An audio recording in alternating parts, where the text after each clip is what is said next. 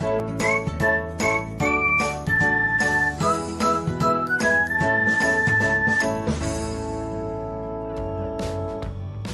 everyone, welcome back to another episode of Technologyglance. Today in this video, I am going to guide you through how you can turn off group calls in call history on Truecaller. So let's get started. Firstly, open Truecaller app in your device. Then tap on three dots icon. After that, tap on settings. Next tap on calls. Then scroll until you find group calls in call history.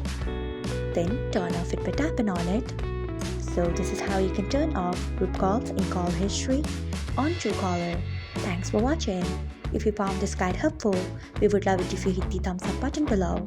We upload great new tech tutorials like this one every day, so do not forget to subscribe to our channel and hit the bell icon so that you'll never miss another update.